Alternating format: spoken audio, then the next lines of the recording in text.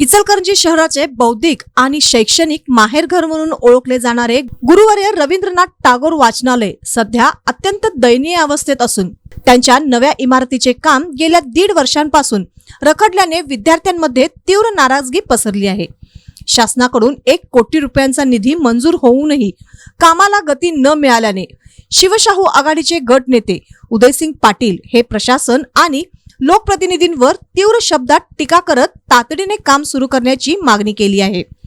वाचनालयाच्या नव्या इमारतीसाठी निधी मंजूर झाल्यानंतर स्ट्रक्चर ऑडिटही करण्यात आले आणि कामाची सुरुवात करण्यात आली, मात्र त्यानंतर काम अक्षरशः ठप्प झाले। या प्रक्रियेला आता वर्ष उलटून गेले असून प्रत्यक्षात 1.5 वर्षाचा कालावधी वाया गेला आहे। परिणामी शहरातील विद्यार्थी आणि अभ्यासक दर्जेदार वाचनालयाच्या सुविधांपासून वंचित राहत आहेत। शिक्षणासाठी झटणाऱ्या विद्यार्थ्यांच्या भविष्याशी असा खेळ का केला जात आहे, असा संतप्त सवाल उपस्थित केला जात आहे। या संदर्भात आमदार राहुल आवाडे, महापौर उदय धातुंडे आणि आयुक्त पल्लवी पाटील यांच्याकडेही प्रश्नचिन्ह उपस्थित करण्यात आले आहेत।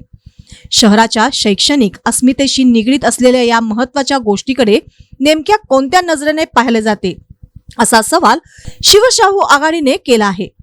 विद्यार्थ्यांच्या भविष्याचा प्रश्न असताना प्रशासनाने संवेदनशीलता दाखविणे अपेक्षित असताना दुर्लक्ष का केले जाते, अशी तीव्र प्रतिक्रिया व्यक्त करण्यात आली। दरम्यान इचलकरंजी शहरातील इतर बाबींवर मोठ्या प्रमाणावर खर्च होत असताना वाचनालयासारख्या महत्त्वाच्या शैक्षणिक प्रकल्पाकडे दुर्लक्ष होत असल्याची खंत व्यक्त करण्यात आली। अधिकाऱ्यांच्या सुविधांवर पालिकेच्या भाड्यांच्या वाहनांवर लाखो रुपयांचा खर्च केला जातो, मात्र विद्यार्थ्यांच्या अभ्यासिकेसाठी आवश्यक असलेल्या वाचनालयाच्या कामासाठी वेळ आणि प्राधान्य का दिले जात नाही, असा संतप्त सवाल उपस्थित करण्यात आला।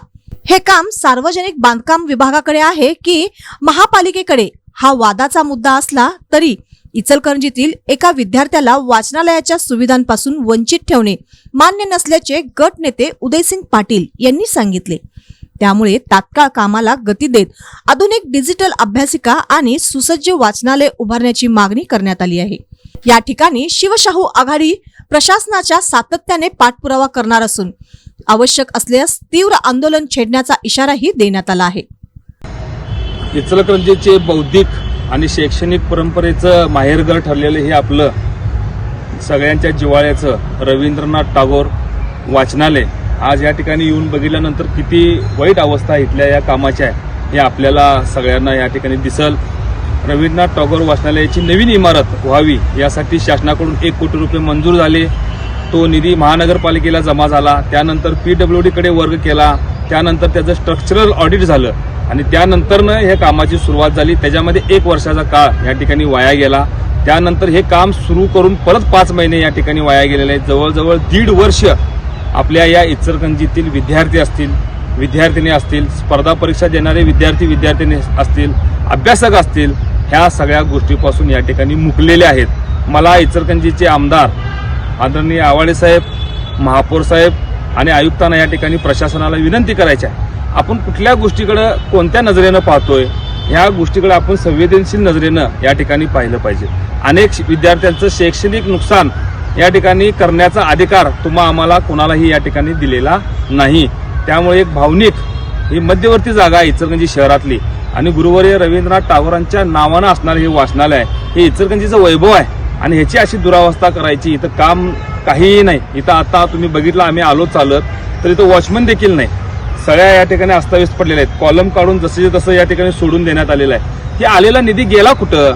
एकीकडे तुम्ही महापौरांचा बंगला चांगला व्हायला पाहिजे म्हणताय, आयुक्तांचा बंगला चकाचक झाला पाहिजे म्हणताय, या लाखो रुपये खर्च करून ज्या गाड्या या ठिकाणी भाड्याने घेतलेल्या आहेत त्या गाड्यांच्यावर तुम्ही लाखो रुपये महिन्याला खर्च करताय आणि खरंखर विद्यार्थ्यांच्या जिव्हाळ्याचा प्रश्न, स्पर्धा परीक्षा देणाऱ्या विद्यार्थी आणि विद्यार्थिनींच्या जिव्हाळ्याचा प्रश्न, अभ्यासकांचा प्रश्न, हे चांगलं काम करायला तुमच्याकडे वेळ नाही, ह्याच्याकडे कोण बघणार आहे का नाही, हा या ठिकाणी मला प्रशासनाला प्रश्न विचारायचा।